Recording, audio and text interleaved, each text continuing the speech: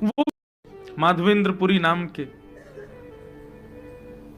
वो भिक्षा नहीं मांगते थे, ऐसे अकिंचन महात्मा थे। मैं वो किसी से कहते नहीं थे कि मुझे दीजिए, वो बैठे रहते थे, कोई आके खुद कह जाए कि बाबा लो आपके लिए ये प्रसाद है, तो पाते थे। उनका नियम था, वो किसी से कहते नहीं थे कि मुझे प्रसाद दो या मुझे भिक्षा दो। कई बार तो 4-4 दिन तक कुछ नहीं मिलता था। वर्णन आता है कि 4-4, 5-5 दिन जब बीत जाते थे तब किशोरी जी ही कोई गोपी बन के जाती थी, ठाकुर जी ही कोई ग्वाला बन के जाते थे।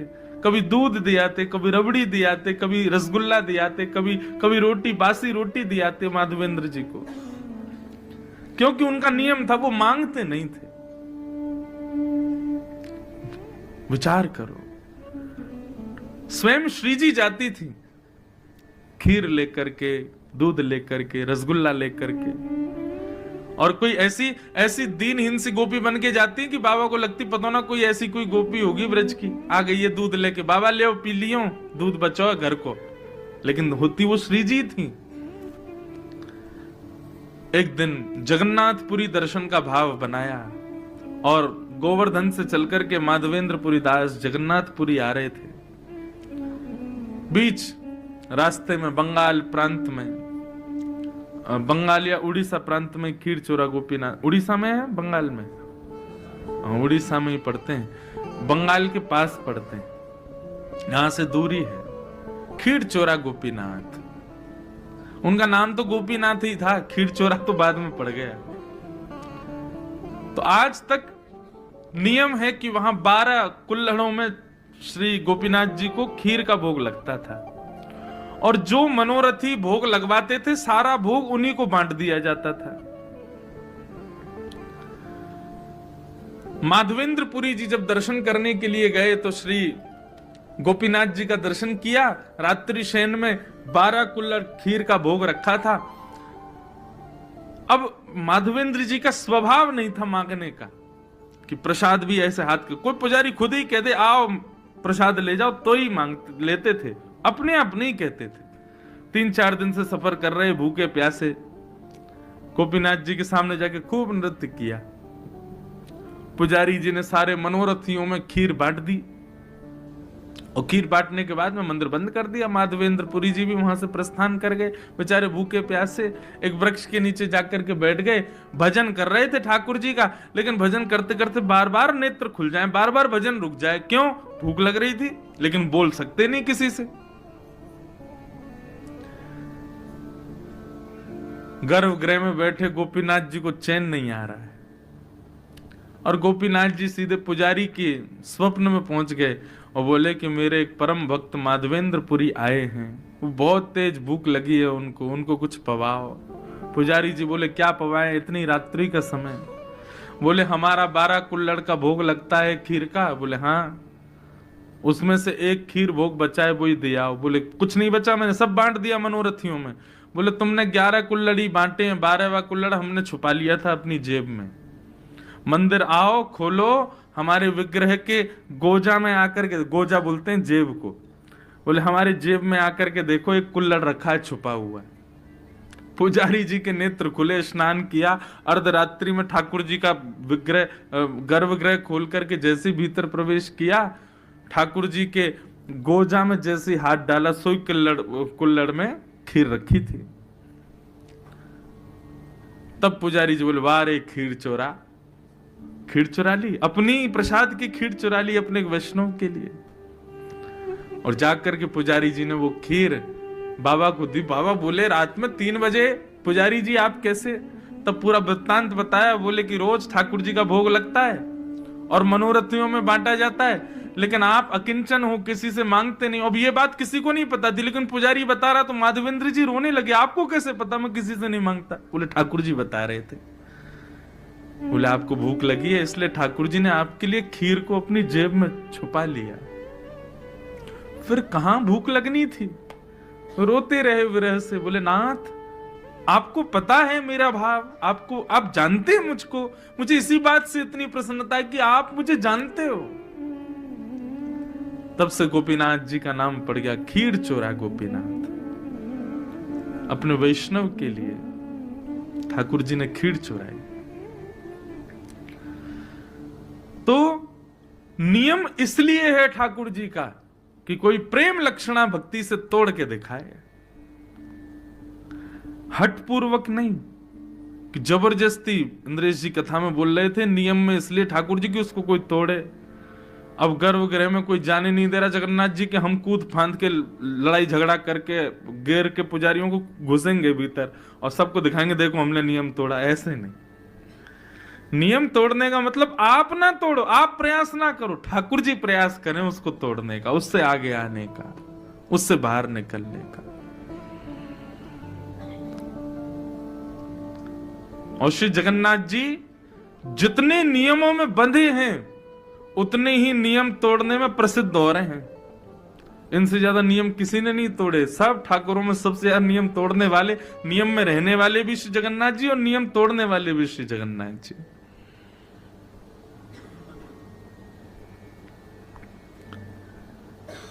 ऐसे प्रेम स्वरूप साक्षात प्रेम के विग्रह श्री जगन्नाथ जी को हम बारंबार प्रणाम करते हैं। और लाल जी हमारे लिए भी कभी कोई नियम तोड़े, अपनी भक्ति को उस स्तर पर ले चले कि कभी हमें भी लगे कि हाँ ठाकुर जी ने कोई नियम तोड़ा। मैं तो बहुत जगह तोड़वाए मैंने नियम। द्वारिका में श्री द्वारिका, कोई प्रशंसा की बात नहीं, मैं पुनः कह रहा हूं, मैं अपना कोई उदाहरण दूं ना तो उसको केवल आप विश्वास दृढ़ करने के भाव से सुनिएगा, मेरी प्रशंसा के भाव से मत सुनना, नहीं तो सब मेरे जो भाव होते हैं सब टूटने लग जाएंगे, होंगे ही नहीं फिर।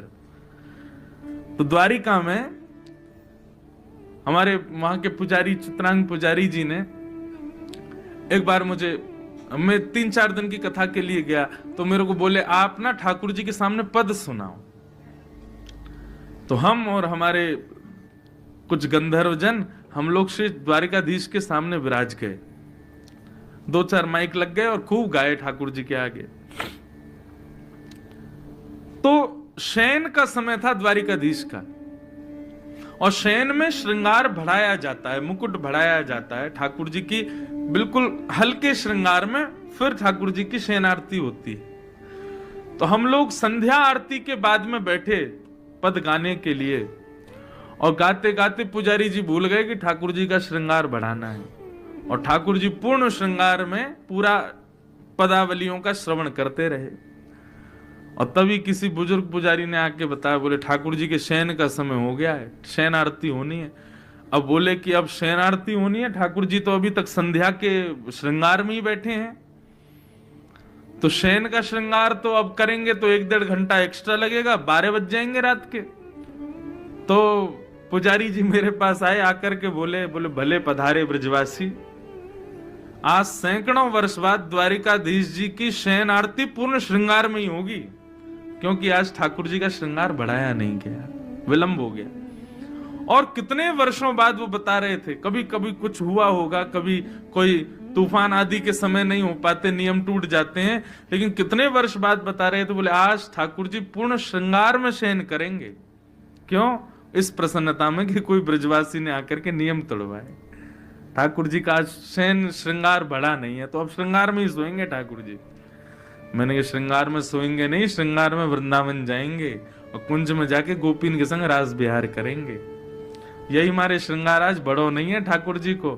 बड़े श्रृंगार उतर जाए मतलब अब सोएंगे, लेकिन श्रृंगार में है तो इसका मतलब कहीं जाने की तैयारी में है। मैंने हमने ऐसे ऐसे पद सुना दिए, अब तो ठाकुर जी यहाँ ना रुकेंगे द्वारिका, अब जल्दी शयन आरती करो, कपाट बंद करो, ठाकुर जी वृंदावन जाएंगे आज, इसीलिए श्रृंगार में है।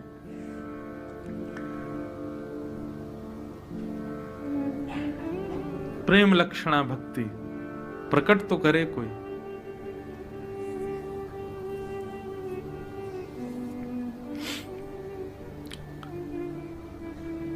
भगवान का विवाह रुक्मिणी जी के साथ में सुसंपन्न हुआ। कल कथा बहुत हमने रास पंचाध्यायी के बाद में फिर जल्दी जल्दी हम करने लगे।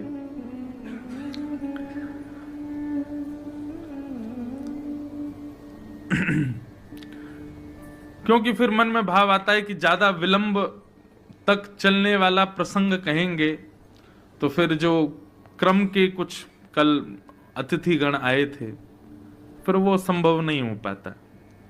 मैं फिर उस भाव समाधि में पहुंच जाता, भाव साम्राज्य में आपको भी ले जाता कि ना आप उससे निकल पाते ना मैं, तो इसलिए फिर हम शीघ्र शीघ्र कह करके आगे बढ़े। तो कल रुक्मणी जी का सुंदर विवाह प्रसंग भी यहां हुआ। रुक्मणी जी के साथ में ठाकुर जी का विवाह हुआ, तो प्रश्न उठता है किशोरी जी के साथ क्यों नहीं हुआ? हमारी श्री राधा रानी। बंधुओं देखो, आप स्वयं से प्रेम करते हो, आप स्वयं से अत्यंत स्नेह करते हो, लेकिन स्नेह का तात्पर्य हमेशा विवाह नहीं होता। स्वयं को प्रतिबिंब में देख करके बड़े प्रसन्न होते हैं, अरे वाह कितने सुंदर लग रहे हैं हम, लेकिन उसके बाद भी अपने प्रतिबिंब से विवाह नहीं कर सकते, प्रेम कर सकते हैं। ऐसे ही श्री जगन्नाथ जी का प्रतिबिंब है किशोरी जी, हमारे द्वारिकाधीश का प्रतिबिंब है किशोरी जी, श्री वृंदावन बिहारी लाल का प्रतिबिंब है श्री राधा रानी। और प्रतिबिंब से स्नेह हो सकता है, प्रेम हो सकता है, विवाह संभव नहीं। विवाह के लिए विलग व्यक्ति का होना जरूरी है, अलग व्यक्ति का हमारे सामने होना जरूरी है। किशोरी जी ठाकुर जी से विलग थोड़े हैं, और जो विलग मानते हैं वो गलत सोचते हैं। ठाकुर जी का जो वाम अंग है, कहीं भी आप ठाकुर जी का दर्शन करोगे सदैव वाम अंग जो है वो किशोरी जी ही है। और आप हमारे पूरे वृंदावन में आ जाना, किशोरी जी का दर्शन नहीं, केवल ठाकुर जी खड़े हैं। किशोरी जी भाव के भाव से वाम अंग में विराजती हैं, और यह बात यहां भी सिद्ध होती है। श्री जगन्नाथ जी का भीतर प्रवेश करके दर्शन हो तब जगन्नाथ जी पूरे दिखते हैं, नहीं तो बाहर से देखो तो वाम अंग दिखता ही नहीं ठाकुर जी का। क्यों? श्री जी हैं, सदैव अपने भाव में विराजमान रहती हैं। दाहिना अंग ही दिखता है ठाकुर जी का, दाहिना अंग क्यों दिखता? वो श्याम सुंदर हैं, वाम अंग तो श्री जी हैं। और ये बात मैं खूब प्रसिद्धि से अपनी कथाओं में कहा करता हूं कि ठाकुर जी का वाम अंग जो है वो किशोरी जी हैं। और इसी भाव से हमारे वृंदावन में श्रृंगार होता है। मुकुट इधर ही धराया जाएगा, लेकिन जब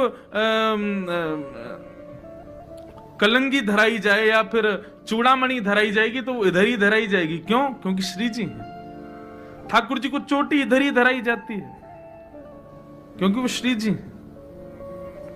और कई हमारे यहां संप्रदायों में तो मुकुट ही इधर धराया जाता है वाम अंग में। तो आप कहेंगे महाराज जी मुकुट तो ठाकुर जी पहनते हैं, तो फिर श्री जी को क्यों धराया गया? अरे भैया आज विपरीत हुआ है, आज ठाकुर जी किशोरी जी बने हैं और श्री किशोरी जी हमारी ठाकुर जी बनी है, इसलिए मुकुट इधर धराया गया। और एक जगह भाव तो ऐसा है किशोरी जी